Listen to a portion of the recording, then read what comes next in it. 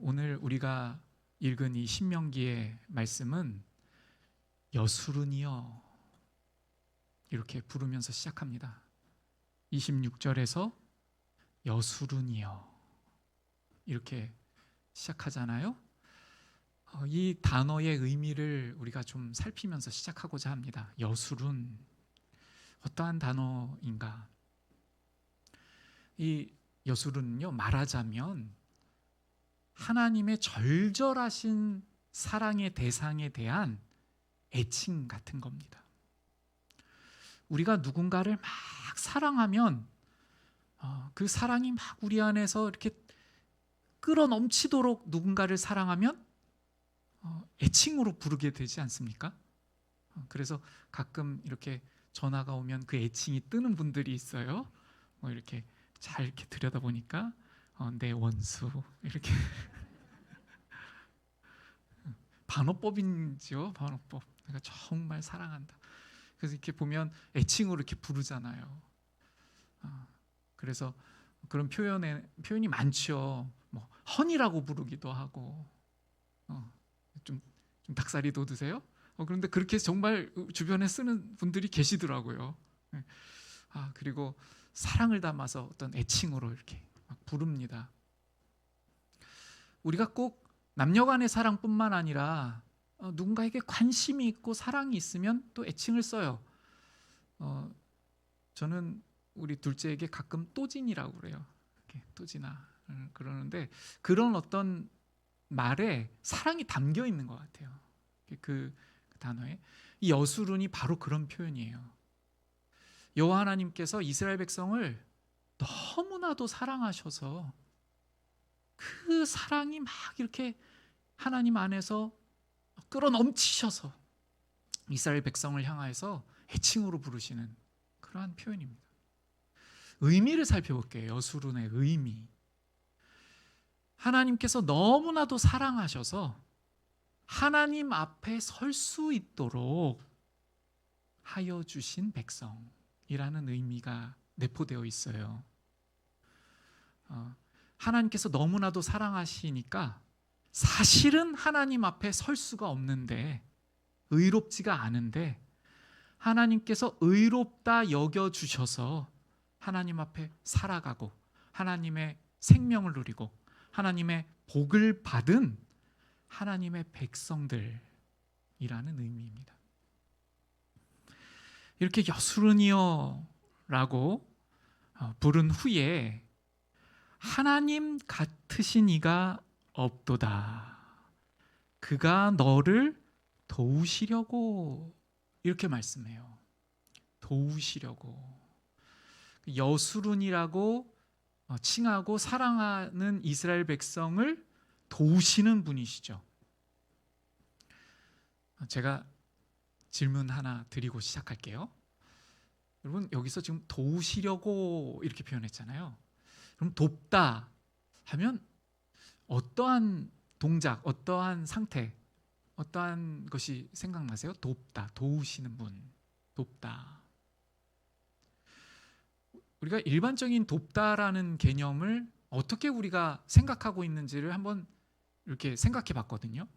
그럼 돕다, 돕는 것은 옆에서 그 어떠한 사람이 도움이 필요한 것을 요청하거나 할 때 그것을 이렇게 돕는다. 이러한 정도로 우리가 생각하지 않나 하고 제가 묵상해 봤어요. 생각해 봤어요. 우리가 보편적으로 돕는다라는 걸 생각할 때, 누군가 도움이 필요할 때 옆에서 이렇게 도와주는, 여기에서의 돕는다라는 의미를 좀 상고하려고 합니다. 여수룬, 그러니까 하나님께서 너무나도 사랑하시는 백성을 돕는 의미. 결론부터 말씀드릴게요. 이 백성들이요, 우매하고 교만하고 그리고 자신의 상태를 잘 모르니까 나에게 가장 필요한 것이 무엇인지도 사실 몰라요, 이스라엘 백성이. 그런데 나에게 가장 필요한 것이 무엇인지를 깨닫도록 하셔서 그것을 주시기 원하시는 도움이에요. 그것이 무엇입니까? 그것을 신명기에서는 반복적으로 생명과 복이라고 표현하세요. 그러니까 여호와 하나님께서는, 우리의 아버지 하나님께서는 우리에게 생명을 주시기 원하시고 복을 주시기 원하셔요. 근데 그 생명과 근원의 생명의 근원, 복의 근원이 누구이시냐면 바로 하나님이시죠. 그래서 하나님이 우리에게 절대적으로 필요하구나. 우리가 필요하다고 여기는 거 너무 많잖아요. 아마 한 주를 살아가시면서 무엇인가가 필요하기 때문에 아마 열심히 사셨을 거예요. 그 노력들 귀합니다. 하셔야 됩니다. 예를 들면 나에게 재물이 필요하고 나에게 건강이 필요한 것을 알고 건강 유지를 위해서 또 경제력을 위해서 뭔가를 노력하시고 열심히 하시잖아요. 그게 나한테 필요한 줄을 아니까 그것을 얻고자 하여서 그것을 추구하시는 거잖아요. 그걸 바라는 거고요. 그래서 또 그러한 부분에 대해서 도움을 얻기를 바라잖아요. 근데 하나님께서는 우리에게 가장 필요한 것이, 우리에게 가장 필요한 분이 하나님 그분 자체이심을 우리에게 나타내시고 깨닫게 하심으로 우리로 하여금 하나님을 구하게 하셔서 하나님 자신 스스로를 우리에게 주시기 원하시는 도움을 의미해요. 그래서 그 도움을 지금 이렇게 나타내시면서 쓰고 있어요. 26절을 다시 한번 보세요. 그가 너를 도우시려고. 그러면 구체적인 도움에 대해서 말씀해야 문맥이 이어질 것 같은데 이렇게 말씀하세요. 하늘을 타신다. 여러분, 우리를 도우시는데 하늘을 타신대요. 여기 마지막 구절에 나타내시는도다 이렇게 끝나잖아요. 원문에는요, 이 나타내다라는 동사가 없어요. 번역자들이 나타내시다는 동사를 넣은 거예요. 제가 왜 원문에는 나타내신다는 단어가 없는데 왜 나타내시다라고 번역했을까를 이렇게 계속 살펴보니까 나타내시다를 안 쓸 수가 없더라고요. 왜 그런지를 제가 지금 설명하려고 합니다. 그럼 보세요. 지금 도우셔서 우리에게 가장 필요한 것이 그 어떠한 것들보다도 하나님 그분 자체이심을 나타내셔서 알리시고 그것을 구할 때 주기를 원하시는 분, 누리게 하시길 원하시는 분이 하나님이시라고 제가 말씀을 드렸잖아요. 그것을 우리에게 깨닫게 하시고 알리게 하실 때 하늘을 타신다는 거예요. 원문에는 하늘을 타신다라는 단어밖에 안 나와요. 그래서 위엄으로 하늘을 타신다 말하자면 그러한 문장이에요. 제가 이 말씀을 이렇게 상고해 봤습니다. 어떠한 의미일까? 어떠한 말씀이실까? 저는 결론적으로 이러한 의미라고 묵상이 되었어요.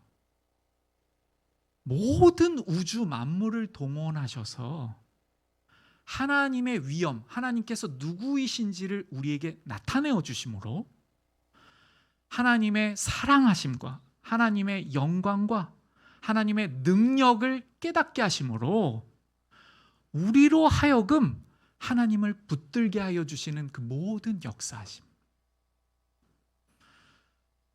다른 말로 하면요, 우리로 하여금 하나님을 알게 하시기 위해서 모든 것을 다 동원하신다는 말씀입니다. 우주 만물, 자연, 곡식, 생명들, 동물들, 또 지금 우리가 살고 있는 모든 환경을 본다면 이 우리에게 주어져 있는 모든 환경들, 나라들, 체계들, 가족들, 이 모든 것들 말이죠. 우리를 둘러싸고 있는 모든 것들을 하나님께서 타셔서 사용하심으로 우리에게 하나님의 위엄, 하나님께서 누구이신가? 한 분밖에 계시지 않는 오직 유일한 하나님을 나타내셔서 붙들게 하시고 알게 하시는 하나님이시라는 거예요. 그럼 그 하나님께서 어떻게 우리를 그러면 도우시는 분이신가? 우리의 필요성을 다 아셔요. 여러분, 제가 궁극적인 필요에 대해서 말씀하면은 흥미가 떨어지시는 분들도 계시는 것 같아요. 우리 한번 솔직해져 보자고요. 우리가 궁극적인 구원, 죄의 문제, 심판의 문제, 사망의 문제, 영원한 그 지옥으로 가는 문제에 대해서 구원한다고 이렇게 이야기를 하면 그거 또 들었는데요? 하시는 분도 있는 것 같아요. 그뿐만이 아니에요. 우리가 살아가는 우리에게 필요한 모든 것들을 다 주시기를 원하시는 분이 우리 주님이세요. 우리에게 무엇이 필요한지를 이미 다 아셔요. 얼마나 잘 알고 얼마나 구체적으로 주시기를 원하시는가? 신명기 28장을 한번 펴보시겠어요? 신명기 28장을 보세요.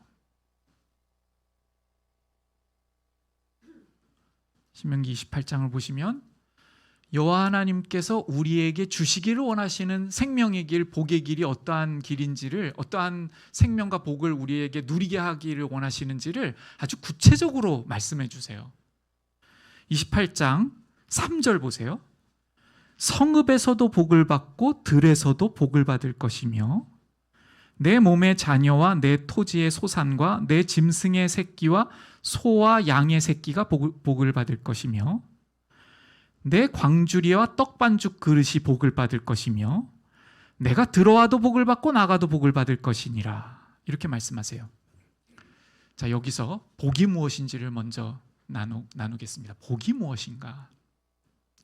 복은요, 우리의 생명이 지속적으로 보호함을 받음과 동시에 하나님께서 주시는 평강과 기쁨을 누리면서 하나님께서 주시는 모든 생명력을 풍족하게, 풍요롭게, 충만하게 누리는 것을 복이라고 하는 거예요.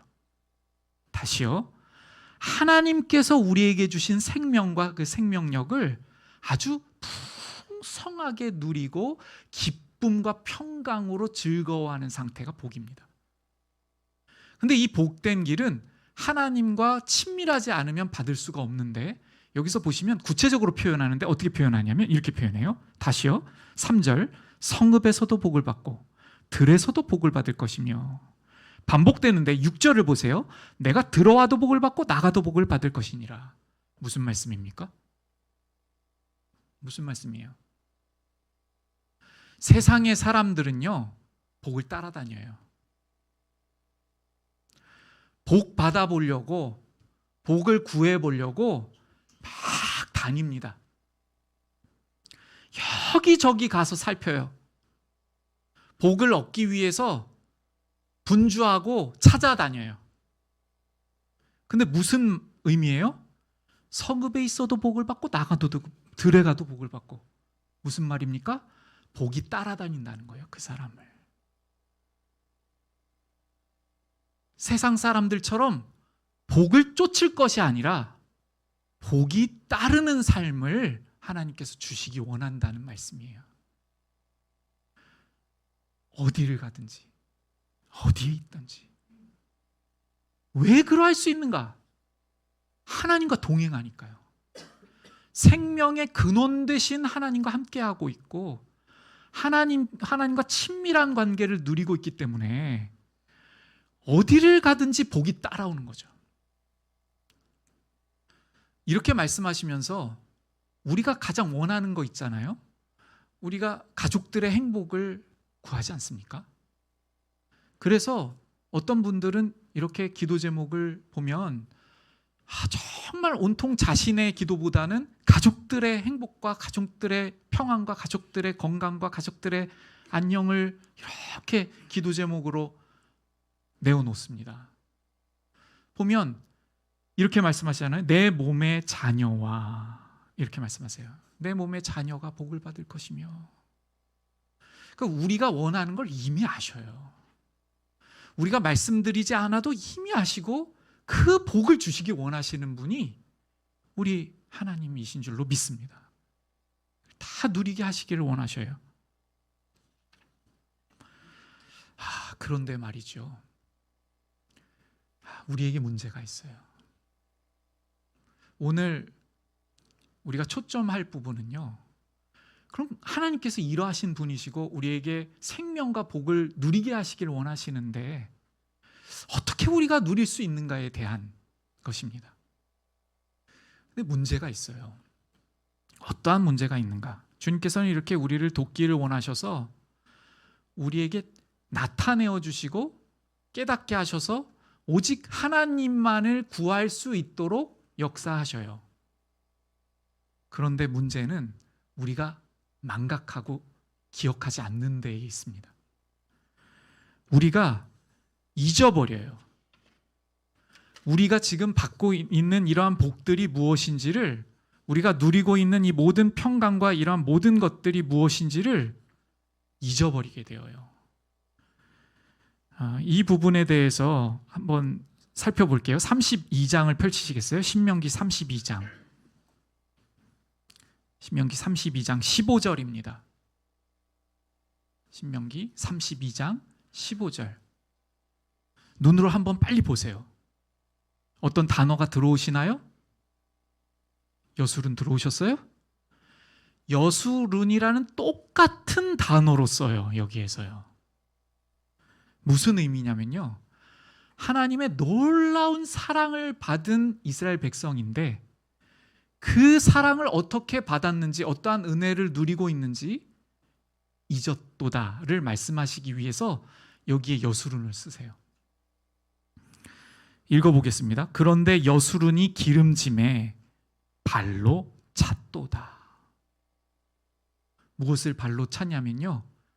하나님의 말씀을, 하나님의 은혜를, 하나님의 생명력을. 쉽게 말하면요, 하나님의 생명력 필요 없다고 말하는 거예요. 발로 찬다는 거예요. 구하지 않는다는 거예요. 다시 다른 표현으로 바꿔볼게요. 갈급함이 없다는 거예요. 간절함이 사라졌다는 겁니다. 추구하지 않는다는 거예요. 구하지 않는다는 거예요. 발로 차버렸다는 거예요. 어떻게 되었을 때 그렇게 된다고요? 지금 9절에서요. 기름짐에. 하나님께서는 우리에게 우리가 필요한 것을 다 하셔서, 특히 신명기의 이 관점에서는요, 이 이스라엘 백성에게 필요한 것을 다 하셔서 땅도 주시고 포도원도 주시고 집도 주셔요. 그 집을 짓지도 않은 집에 너희가 거한다, 이렇게 표현하세요. 정말로 이스라엘 백성이 자기가 짓지도 않은 집에 삽니다. 그런데 그 모든 것들을 공기와 같이 누리다 보니까 살이 쪘어요. 그러고 나서는 간절함도 사라지고 기도도 사라지고 갈급함도 사라지고 하나님을 구하는 것도 사라지고 하나님을 알기를 힘쓰는 것도 사라지고 이렇게 되어버렸다는 거예요. 이 본성이 우리에게 있음을 오늘 본문이 우리에게 나타내어 주시는 거죠. 우리가 정말 그렇지 않습니까? 우리가 그런 말 잘 쓰잖아요. 배부르고 등 따시면은 은혜를 잊는다고 하잖아요. 사람과의 관계에도 그렇지 않습니까? 어떤 사람이 도움이 필요해가지고 막 절절하게 그 도움을 요청하고 기도도 요청하고 그렇게 하는데 그게 잘 풀리고 나니까 언제 그 도움을 받았냐는 듯이 마치 자신이 잘하고 잘 판단하고 잘해서 그 모든 것이 다 잘 이루어진 것처럼 생각하고 있는 어떠한 순간을 우리가 보게 되지 않습니까? 기름짐에 발로 찼대요. 계속 보실까요? 15절요. 내가 살찌고 비대하고 윤택함에 자기를 지으신 하나님을 버리고 자기를 구원하신 반석을 업신여겼도다. 그래서 18절로 가면요, 이렇게 말씀합니다. 32장 18절이에요. 너를 낳은 반석을 내가 상관하지 아니하고 너를 내신 하나님을 내가 잊었도다. 여러분 보세요. 우리가 존재하고 있는 것, 우리의 생명이 이렇게 있을 수 있는 것, 우리가 오늘 하루를 온전히 누릴 수 있는 것, 우리가 생각도 하고 앉고 일어서기도 하고 만지기도 하고 보기도 하고 경험하기도 하고 말하기도 하고 하는 이 모든 것들이 여호와 하나님으로부터 오지 않은 것들이 하나도 없어요. 그런데 그러한 모든 것들을 누리고 있으면서도 완전히 잊고 있다는 거죠. 그냥 전혀 하나님과 무관하게 사는 것입니다. 이 상태를 하나님께서 경고하고 계세요. 보세요. 왜 경고하고 계시는지가 중요해요. 이 상태에 있다 보면 스스로 은혜를 누리지도 못해요, 사실은요. 왜냐하면요, 복을 쫓아가거든요. 하나님과 함께 동행함으로 말미암아 하나님께서 주시고자 하시는 모든 복이 따라다녀야 되는데, 하나님께 초점함을 통하여서 모든 복이 따라올 수 있도록 하나님께서 하시는데, 하나님을 추구하지 않고 하나님께 초점하지 않으니까 내가 그 복들을 다 따라다녀서 붙들어야 됩니다. 그러다 보면 어떻게 되겠어요? 더욱 하나님을 잊고 내 능력으로, 내 힘으로 살아가요. 그러니까 은혜가 없어요, 말하자면. 나의 열심과 나의 노력과 나의 힘으로만 살아야 돼요. 여러분, 제가 노력하면 안 된다는 게 아니에요. 우리 정말 우리에게 주신 삶을 열정적으로 성실하게 살아야 함이 마땅합니다. 그런데 제가 지금 말씀드리는 포인트는 하나님을 잊고 사는 거예요. 나에게 주신 모든 것이 하나님으로부터 왔는데 그걸 잊고서 그냥 보내는 거죠. 여러분, 지금 우리가 무의식적으로 하고 있는 게 있어요. 우리 호흡하고 있거든요. 우리 지금 숨 쉬고 있어요. 우리의 생명이 유지되기 위해서 절대적으로 필요한 거죠. 우리 지금 호흡하고 있잖아요. 우리 지금 한 번 호흡을 들이쉬고 내쉴 때마다 우리 생명을 지켜주시는 거죠. 우리 공기, 산소값 내고 있습니까? 산소값을 내고 있지 않아요. 무슨 말씀을 드린 거냐면, 사실은 감사가 절절해야죠. 공기가 들어왔다 나가고 생명이 유지되고 있어요. 제가 요즘에 몇 차례 새벽 기도회에서 나눴던 묵상인데요, 생각할수록 신비로운 게 있어요. 여러분, 우리가 가까운 강이나 바다에 가서 고기를 한 마리 건지잖아요. 그러면 그 고기의 소유권을 그 건진 사람에게 돌려요. 너무나 당연하게. 그래서 그걸 많이 건진 사람은 돈을 주고 팔아요. 그렇죠? 그걸 뭐라고 그러지도 않아요. 너무 자연스럽게 그 행동을 하고 그게 당연한 듯이 생각하죠. 그러한 사람을 어부라고 부르고 베드로가 어부였어요. 그걸 좀 크게 하면 사업이 되죠. 그거를 현대식 기구를 갖고 하면 큰 기업이 되고 사업이 되는 거예요. 그러니까 이 우리의 모든 근간과 우리의 생명과 우리가 누리고 있는 모든 바탕은 하나님께서 주신 모든 것들 위에 있어요. 우리가 그것을 오늘 신명기에서는 여호와의 팔이 우리 아래에 있도다 이렇게 표현해요. 우리 아래에 있대요. 우리의 모든 것을 바치시고 계시는 거예요. 그런데 그것을 잊는다는 거예요. 우리가 배가 부르고 좀 잘 먹게 되고 잘 살게 되고 능력이 나한테 있고 내가 좀 뭔가를 할 수 있는 것 같고 그러면 잊는다는 것이죠. 그럼 점점 잊으면 어떻게 되는가? 이렇게 되다가요, 정말 경고하시는 이 구절이 있는데, 이렇게까지 되지 않기를 바라시는 사랑의 음성으로 여수루나 부르시는 거예요. 제 29장을 한번 펼쳐보세요. 29장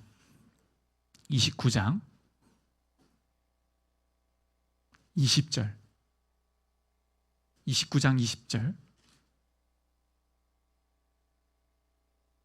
찾으셨어요?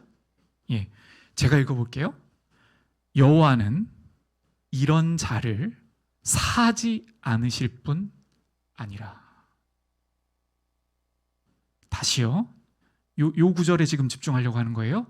여호와께서는 이런 자를 사하지 않으실 뿐 아니라. 이러한 상태가 되는 것을 여호와 하나님께서 너무나도 우리에게 깨닫게 하시기 위해서, 그러니까 여호와 하나님께서 안타까운 마음으로 이러한 상태가 될까 하여 지금 경고하시는 거예요. 이 29장 20절의 말씀은 정말 절절하신 절규와 같은 말씀이에요.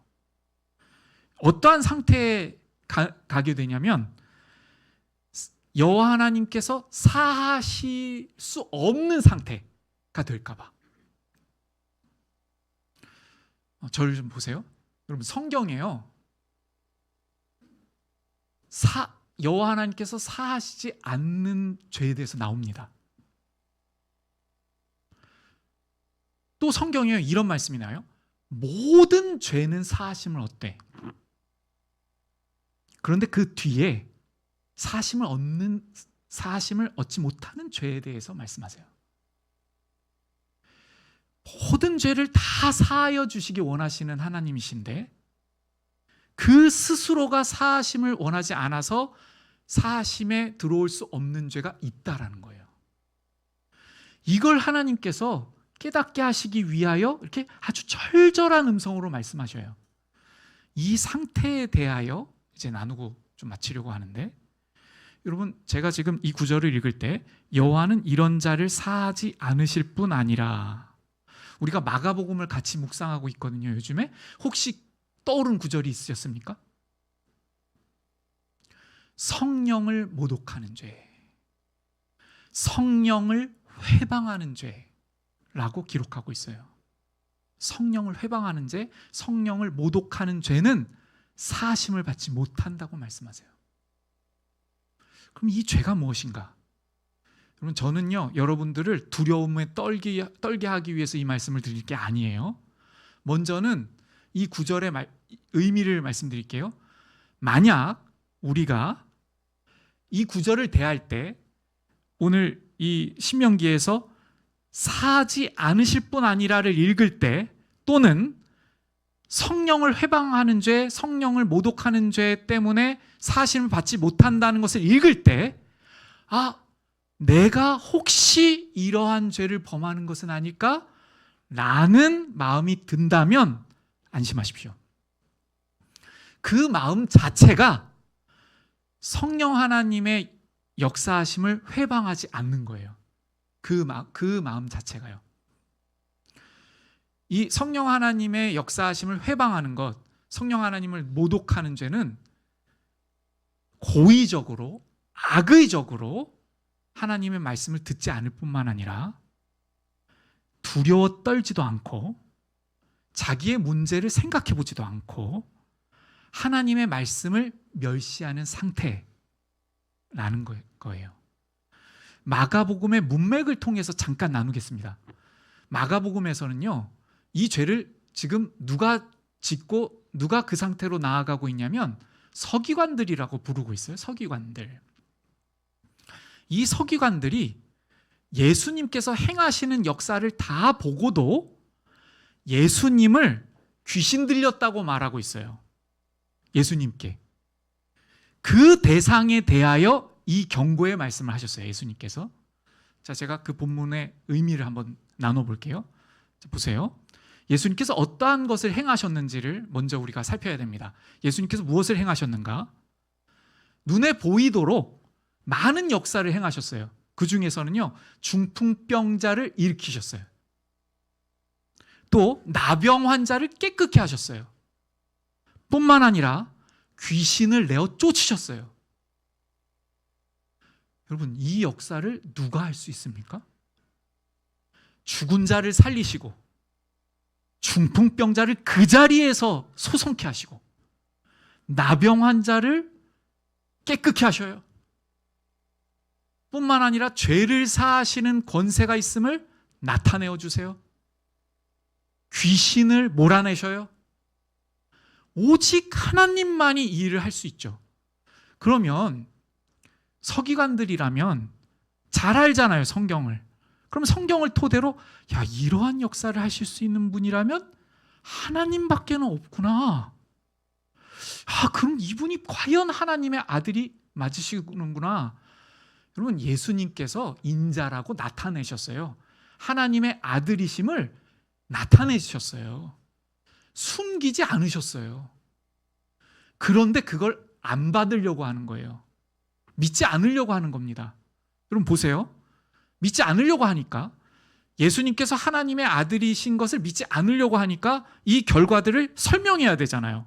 어떤 일들이 일어나고 있어요? 중풍병자가 낫고, 나병 환자가 낫고, 귀신이 내어 쫓아내는 것을 설명해야 되잖아요. 그걸 설명하면서 사람들한테 믿지 말라고 하고 예수님을 쫓으면 안 된다고 주장해야 될 것 아니에요. 그래서 어떤 논지를 펴냐면, 예수님께서 사탄의 왕, 귀신의 힘, 능력으로 귀신들을 내쫓는다, 이렇게 주장하는 거예요. 지금 이 부분을 생각해 볼게요.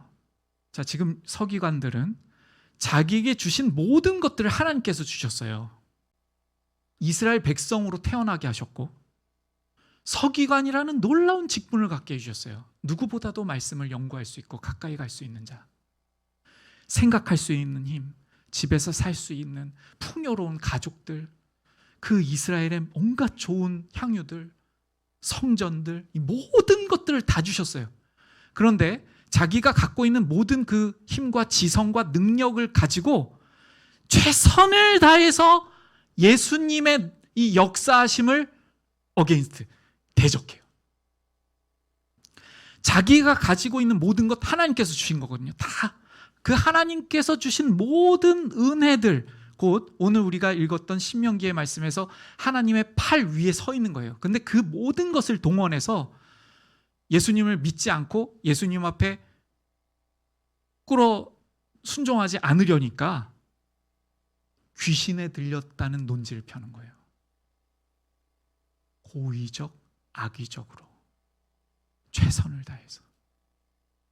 이 상태로 계속 가면요, 어떠한 지경에 이르는가? 자기가 너무 의로워요. 그러니까 예수님마저도 판단하는 자리에 있는 거거든요. 그러니까 자기의 판단이 제일 옳아서 예수님마저도 판단할 수 있는 자리에 딱 올라간 거예요. 지금 이 상태가. 회개할 수 없어요. 회개할 수 없으므로 죄사함이 없습니다. 이 상태까지 나아갈 수 있으니 근신하라 하는 말씀이세요. 이 부분에 대해서 그러면 어떠한 단계를 거쳐서 이 상태로 나아가는지를 잠깐 생각해 보고요. 우리가 그러려면, 이 생명을 누리고 복을 누리려면 어떻게 하루하루를 주님 앞에 올려드리며 나아가야 하는지를 마지막으로 나누고 마치겠습니다. 자, 이러한 상태로 나아갈 때에 현상적으로 드러나는 것을 신명기에서 보여주셨어요. 제가 지금 예상한 시간보다 시간이 빨리 가서 구절을 찾지 않고 말씀을 드릴게요. 이 이스라엘 백성들이 어느 날 이렇게 생각한다는 거예요. 이 저주의 말을 다 듣고도 하나님께서 생명과 복의 길을 주셨지만 또 동시에 사망과 저주의 길을 주셨거든요. 하나님의 말씀을 청종하지 아니하면, 그러니까 하나님의 말씀을 경청하고 순종하지 아니할 때 사망과 저주의 길을 간다고 말씀하셨어요. 아까 우리가 앞서서 읽었던 28장의 말씀과 다 반대예요. 들어와도 저주를 받고 나가도 저주를 받고 너의 모든 자식들도 저주를 받을 것이며, 심지어는 어떤 표현까지 쓰시냐면 이런 표현까지 써요. 어떠한 땅을 밟아보지 못한 그러한 여성이, 땅을 밟아보지 못했다는 것은요, 집에서 남편이 이렇게 잘 섬겨줘가지고요, 아주 행복하게 잘 살고 있던 한 여성을 특정하세요. 그러니까 이렇게 생각나도록 하세요. 근데 그 여성이, 그러니까 품위 있게 살고 은혜 가운데 잘 살고 있던 그러한 사람이었는데, 사람들도 돌볼 줄 알고 인정도 있고 보호함 속에서 살았는데 그 사람이 아들을 먹는데요. 아들을 먹게 된대요. 이러한 저주의 말씀을 하십니다. 이 말씀은요, 그 저주를 너희가 다 받아라가 아니에요. 그렇게 살면 안 된다 하고 아주 절규로 말씀하시는 거예요. 그런데 보세요. 그러한 저주를 다 듣고도, 다 들었어요. 이런 저주를 다 듣고도 어떻게 생각하냐면, 젖은 것이나, 여러분 이 표현을 잘 들어보세요. 젖은 것이나 마른 것이 다 멸망할지라도 나는 구원을 받을 것이다 라고 생각하는 사람들이 바로 이러한 사람들이라는 거예요. 여기 보세요. 젖은 것이 무엇인지 마른 것이 무엇인지를 제가 말씀드릴게요. 젖은 것도 멸망당하고 마른 것도 멸망을 다 당해도 나는 멸망을 안 당한다 하고 내가 딱 중심인 거예요. 좀 비슷하죠? 뭐하고 비슷해요? 마가복음의 그 서기관들의 태도와 예수님을 판단하고 있는, 자기가 가장 높은 위치에 올라서 예수님마저도 판단하고 있는 그 판단과 같죠. 내가 딱 중심이에요. 자, 젖은 것이 무엇인가? 성전에 열심히 나아가서 열심히 예배드리고 찬양드리고 말씀 묵상하는 그 사람이 입으로 주장하는, 아, 저 사람은 너무 종교적이야, 너무 종교에 빠져 있어, 젖어 있는 것. 또 마른 것이 무엇이냐면, 마른 것이 이것입니다. 현실적인 거예요. 메말라 있어요. 아주 잘 따져요. 아, 마른 것도 잘못되었고 너무 종교적인 것도 내가 바로 중심에 있지. 다른 사람은 몰라도 여기는 너무 종교적이어서 심각하게 구원 못 받고 여기는 너무 현실적이어서 구원 못 받으니 내가 아주 스탠다드고 내가 구원받지. 이 상태가 된다는 것입니다. 겸손하지 않은 거죠. 자기가 중심이에요. 어떠한 주장으로 살아가냐면 나만큼만 하라고 그러지. 신앙생활도 너무 빠질 필요가 없어. 말씀에 나아가는 것도 너무 그렇게 애쓸 필요가 없어.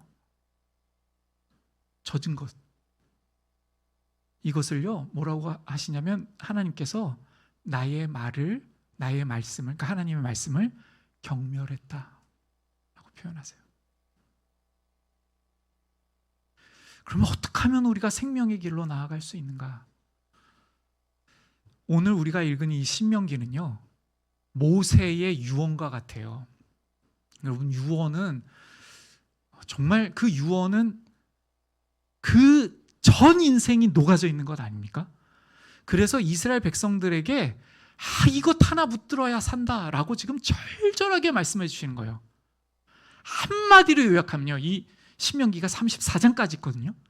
신명기 34장까지를 딱 한마디로 추격하면 말씀과 기도의 삶이에요. 오직 말씀과 기도의 삶, 그리하면 생명과 복의 길을 가리라, 이겁니다. 이 말씀을 여러 가지 다양한 구체적인 진술들로 세 차례의 설교를 통해서 이렇게 말씀하고 있는 거예요. 유언과 같이요. 자, 이것을 실제적으로 그렇게 붙들고 산 사람들이 있습니다. 그 중에 한 사람을 소개해 드릴게요. 다윗이었어요. 다윗이 어떻게 말씀을 붙들고 사는가? 시편을 통해서 우리가 그 부분을 알 수가 있는데요, 이렇게 고백을 해요. 내가 침상에서 주를 기억하며 새벽에 주를 작은 소리로 읊조리리이다. 아침에 새벽에 일어나면서 여호와 하나님의 말씀을 마음에 두는 길이, 모세가 절절하게 생명을 다 걸고도 그것 하나 심겨주려고 한 거잖아요. 그걸 이 시편을 쓴 모세가 정말 실천해 본 거예요.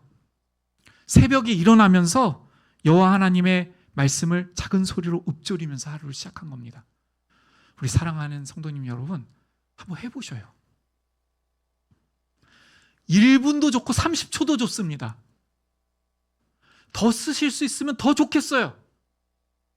여러분 아주 짧아도 좋아요.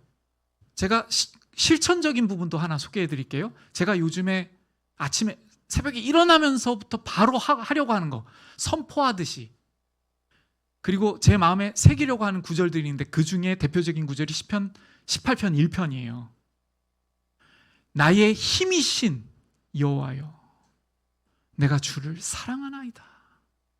아침에 일어나자마자 이 말씀을 선포하고 기억하고 시작하려고 합니다. 짧잖아요. 할 수 있습니다. 누구든지 할 수 있어요. 5초도 안 걸려요. 옛 번역에는 나의 힘이 되신 여호와였어요. 근데 나의 힘이신 여호와여. 여러분, 우리가 힘이 필요하잖아요. 오늘 하루를 이겨내야 돼요. 우리 직장 다니시는 또는 학업하시는 또는 가정을 돌보시는 분들 너무나 힘이 필요하지 않습니까? 힘이 부치잖아요. 어떨 때는 원치 않는 그러한 공간에서 또 원치 않는 사업체에 또는 출장에 또는 업무에 또는 많은 것들을 감당하셔야 하는 힘이 필요하시잖아요. 여호와 하나님께서 나의 힘이십니다. 나의 지혜가 되십니다. 그 구절이 어떻게 이어지냐면요, 시편 18편이 여호와는 나의 반석이시오. 그렇게 이어져요. 그 하나님이심을 아침에 새벽에 일어나면서 우리가 묵상하고 붙들고 나아갈 때에 친밀하게 도우시고 역사하시고 동행하시며 모든 생명의 길, 모든 복의 길을 우리에게 주시길 원하시는 하나님이시라는 것을 우리가 더 깊이 알아갈 수가 있어요. 우리 정말 한번 이번 주에 한번 아침에 일어나실 때에 이 시편 기자처럼, 그리고 절절하게 말씀하시는 이 모세의 유언을 우리가 한번 마음에 새기고 한번 해보자고요. 여러분, 만약에 이것을 하셨는데도 생명과 복의 길이 안 보인다? 저한테 오세요. 저한테 오세요. 제가 책임진다는 게 아니라 여호와 하나님께서 책임지실 거예요. 왜냐하면 하나님의 말씀이시거든요. 조금 시간 갔지만, 죄송합니다. 조금 시간 갔지만 조금 더 할게요. 새벽에만 한 게 아니라 침상에서도 해요. 그래서 어떻게 말씀하냐면 내가 주의 법을 어찌 그리 사랑하는지요, 종일 그것을 묵상하나이다 해요. 여러분, 여기서의 묵상은요, 다른 거 다 제쳐놓고 앉아서 하는 묵상도 묵상이지만 계속 생각한다는 거예요. 이렇게 읊조리고 그것을 마음에 두고 어떤 의미인지를 생각하고. 여러분, 명심하세요. 이걸 시도했다고 해서 어마어마한 깨달음이 막 부어지는 게 아니에요. 시편 기자는요, 이렇게 얘기합니다. 어느 날 내가 어떠한 것을 묵상하다 보니까 이 묵상 때문에 이 묵상이 나에게 발목을 잡아가지고 내가 넘어질 뻔했다고 실토를 해요. 무슨 말이냐면, 하나님의 말씀을 묵상하고 세상을 봤는데 하나님 안 믿는 사람들이 잘 사는 거예요. 잘 되는 거예요. 마치 거기에 생명의 길이 있고 복의 길이 있는 것 같은 것을 느끼는 거예요. 이상한 거예요. 왜 그렇습니까, 하나님? 참 이해가 안 되는 거예요. 그래서 이것을 계속 묵상한 거예요. 붙들고 살았어요. 이해가 안 되는 거예요. 그런데 이 시편 기자가 그 해답을 발견합니다. 어디서 해답을 발견하냐면 성소로 들어갈 때, 성전으로 나아갈 때. 여러분, 주의를 지키셔야 돼요. 간절한 마음으로 주의를 절대적으로 우선순위에 놔야 됩니다. 그 무엇보다도 예배의 자리, 말씀의 자리를 우선순위로 놔야 돼요. 그 시편 기자가 성전으로 갈 때 깨닫게 하셨다고 말씀하세요. 안 풀렸는데, 온종일 안 풀렸을 수도 있고, 말하자면 한 주간일 수도 있고 한 달일 수도 있고 긴 시간일 수도 있어요. 그런데 성전으로 나아갈 때에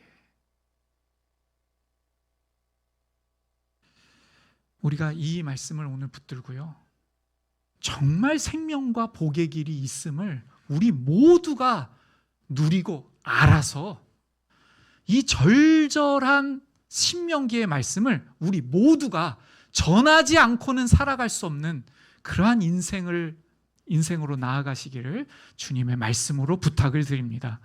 우리 같이 기도로 나아가겠습니다.